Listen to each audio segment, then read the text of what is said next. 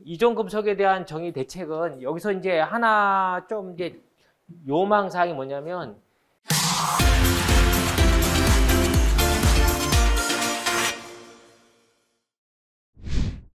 이존금속 자체는 이제 서로 이온화 경향이 이제 큰 금속들이 같이 있다 보면 어떤 그런 그 중간에 이제 부식행위가 발생되는데 여기서 이제 그 이온화 경향이 큰 금속에 대한 그 서열이 좀 필요하긴 해요. 그래서 그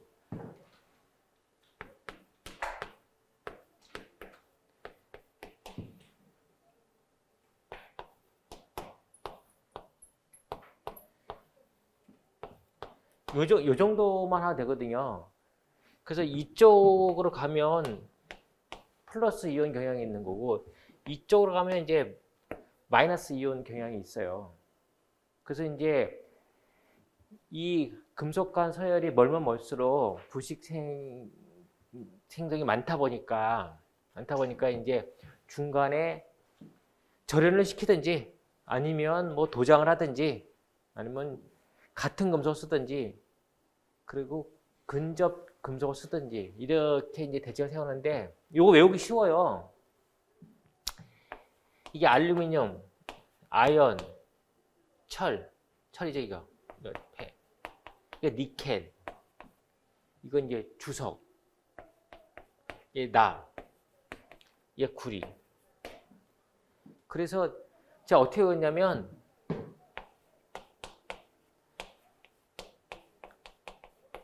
알아서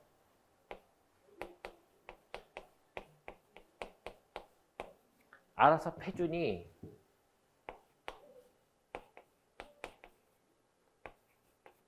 고맙군.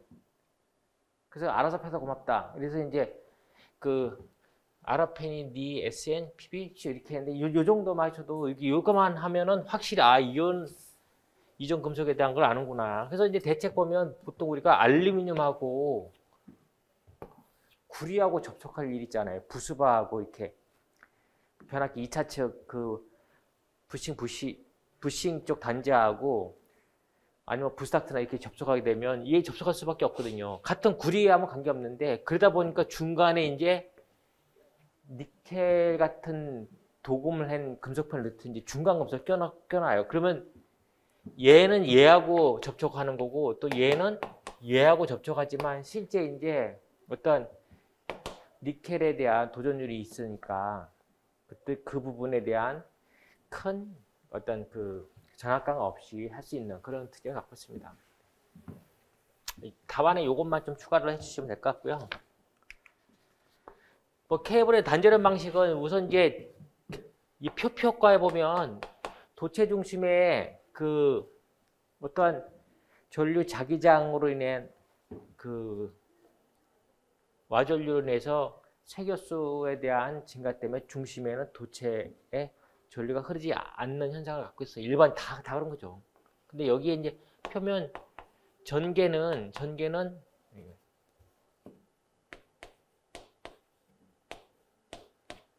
거리에 반비하다 보니까 이 거리가 가까우면 가까울수록 전개가 커져요. 그런데 정기적인 특성을 갖고 있는데 이렇다 보니까 도체 갈수록 절연체가 유전체 성질을 갖고 있다 보니 여기서 거리가 가까우면 가까울수록 유전율이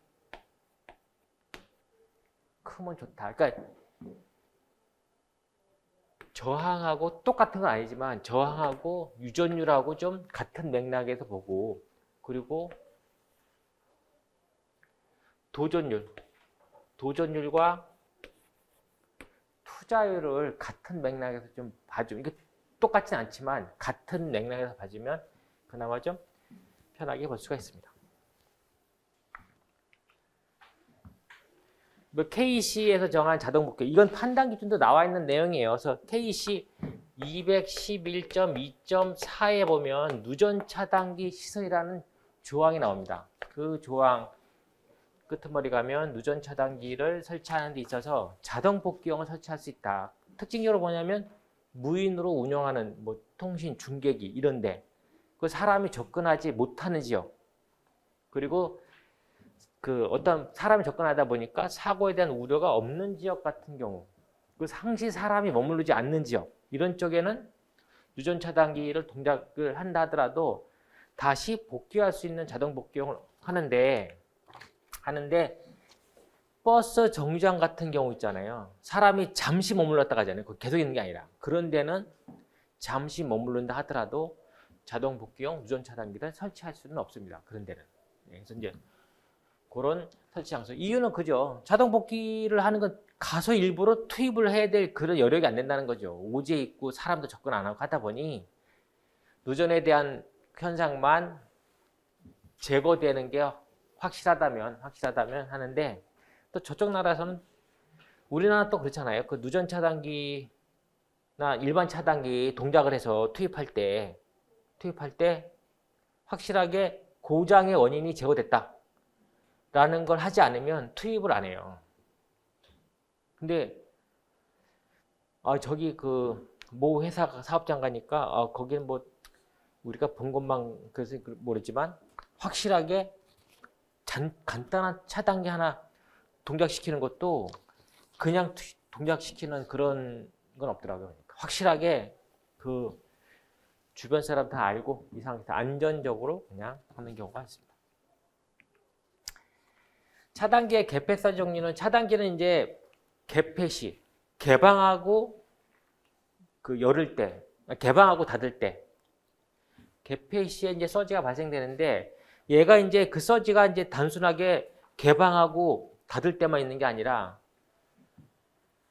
여기에 이제 그 삼상 같은 경우에는 동기로 투입했다가 동기로 빠지지 않고 비동기로 투입된다는 거죠. 이게 약간에 대한 시간차가 있을 수 있게 되면 그 순간에 삼상 전원 중에 단상 전원만 들어갈 경우도 있고, 또 하나는 여자 전류, 변압기 무바 같은 경우는 이제 여자 전류 같은 게 생성하다 보니까 여자 전류에 관련된 것도 하나의 개폐 서지로 볼 수도 있다라는 거죠.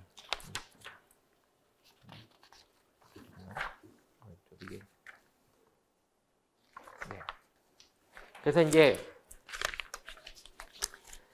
그런 것 때문에 이제 우리가 주로 뭐냐면 LA나 SA, 잘 아시겠지만 SA를 설치하는 장소에 LA는 설치할 수 있지만 LA를 설치하는 장소에 SA는 설치 못해요.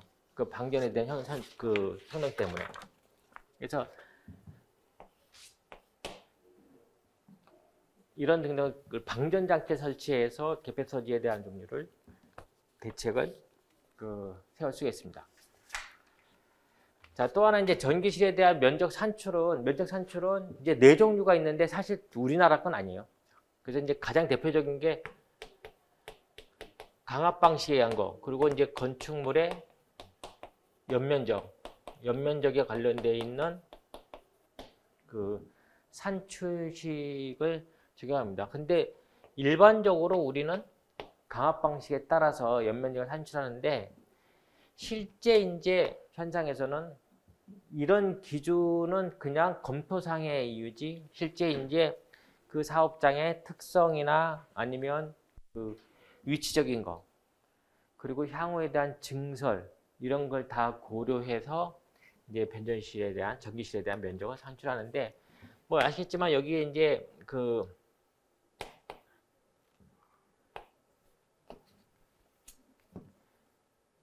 우리가 용량의 0.7C 어떤 알파를 고려해서, 이 알파라는 게 이제 강압 방식에 따라서 정의잖아요. 그 얘는 이제 3.3에 곱하기 어떤 얘는 그냥 A랄까? A에서 A의 그 건축물 연면적에 따라서 5.5까지 정해지는데, 그게 만약 폐쇄형 큐비클 같은 경우에는 4.3으로도 적용이 될 수도 있다라는 거죠.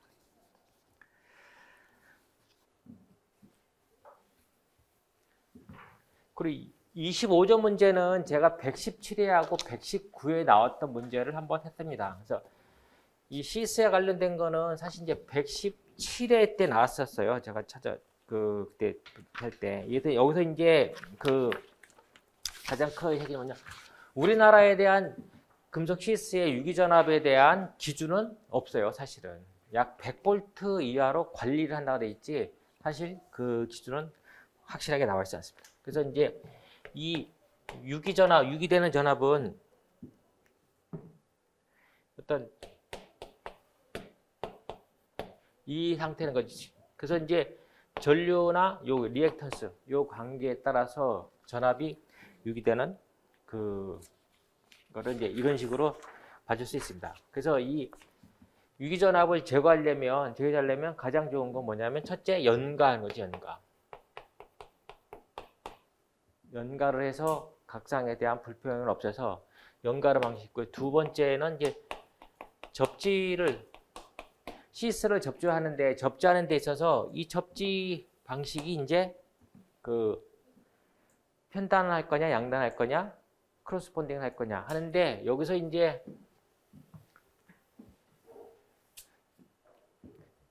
케이블에 대한 시스를 접질하다 보니까 항상 우려해야 될 건 뭐냐면 순환 전류와 유기되는 전압 두 개를 봐야 한다는 거죠. 그래서 편단 접지는 이 케이블에 있어서 이쪽에 이제 접지라고 얘를 비접지를 하게 되면 거리관이 짧은 경우는 보통 하는데, 얘를 양단 접지하게 되면 어쨌든 전류가 순환한다는 거죠. 순환 전류 들어왔다면 열이 발생되는 거예요. 그러면 이거 같은 경우에는 그 양단 접지는 장거리 같은 데 어쩔 수 없이 한다는 거죠. 근데 지금같이 편단 접지할 경우에는 순환 전류는 발생하지 않지만 전압에 대한 유기되는 전압이 접지점은 없겠지요. 없는데 거리에 따라서 계속 증가하는, 그래서 여기 같은 경우에는 거리가 짧다 보니까 유기되는 전압보다는 순환 전류가 더 문제가 있다. 해서 그러니까 유기되는 전압을 포기하더라도 순환 전류를 없애겠다. 해서 이제 편단 접지를 적용하고, 양단 접지는 장거리 같은 경우에는 만약에 장거리에 편단 접지하게 되면 계속 올라갈 거 아니에요. 물론 무한대로 올라가지 않겠지만. 그래서 유기되는 전압이 올라가지면 안 되니까 일부 순환 전류가 좀 발생한다 하더라도 이걸 택하겠다 해서 얘가 좀 올라가다가 이게 접지점에서는 전위 상승이 제로가 되는 이런 특징을 갖고 있습니다.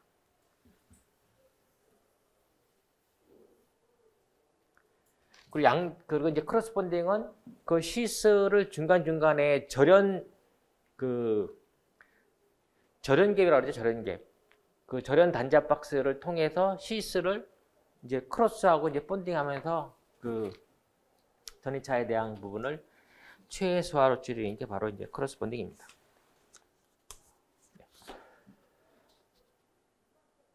자, 그리고 이제 공사감리 업무 수행 지침에 관련되어 있는 인수인계 사항이 사실 이렇게 나오면 이거는 이렇게 나오면요 사실 답쓰기 되게 힘들어요. 왜 힘드냐면 이거 외울 수 있는 게 한계가 있거든요.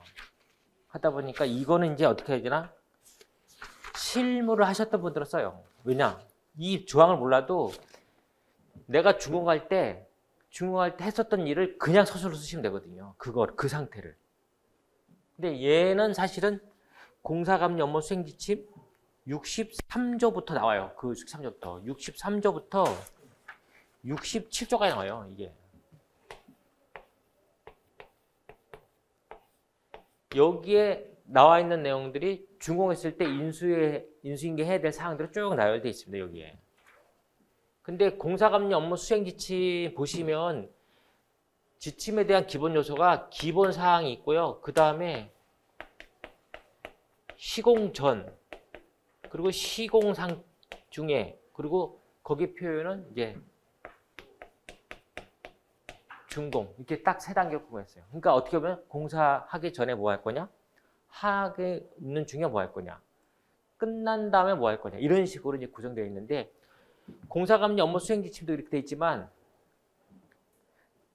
건설기술진급법인가? 거기에도 같은 맥락 형식이 돼 있어요. 그래서 이제 거기는 이제 사업주가 공사 전, 중, 후로 해야 될 일, 그리고 시공업자가 공사 전중 후로 해야 될 일, 그리고 감리 시행업자가 공사 전중 후로 해야 될 이런 식으로 이제 구분되어 있다 보니까 공사감리 업무 수행 지침은 크게 보셔갖고 첫째 기본사항이 뭐냐, 그리고 시공하기 전에 뭘 보고, 시공 중에 뭐 하고, 그리고 준공 후에 뭐 할 거냐 해서 63조부터 67조까지 있는 게 준공 후에 관련된 사항이에요. 근데 최근에 웬만한 문제는 다 나왔는데 나오지 않은 문제가 환경관리가 안 났어요.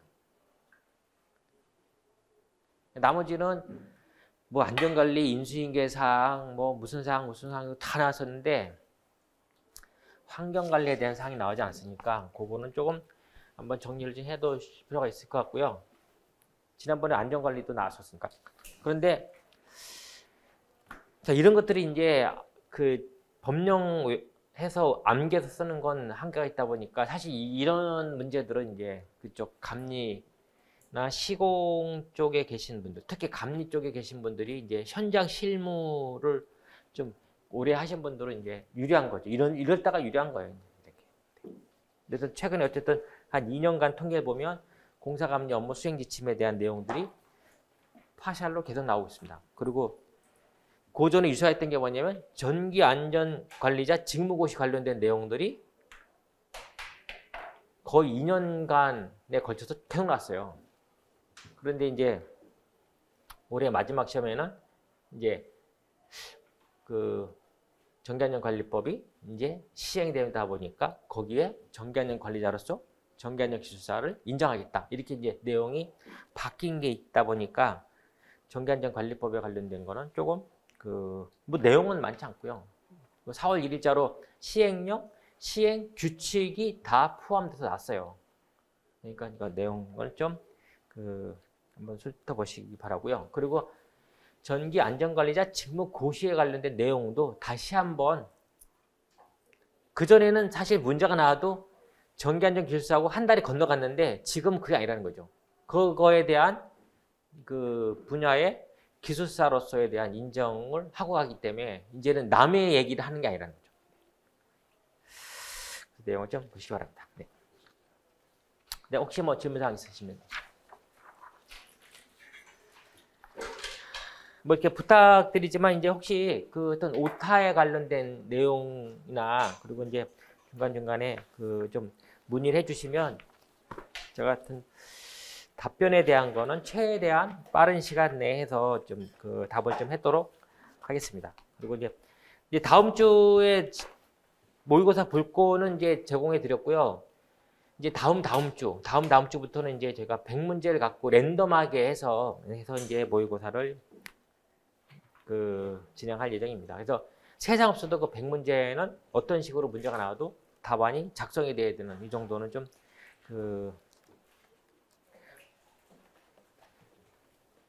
준비 좀 해주시기 바랍니다. 네.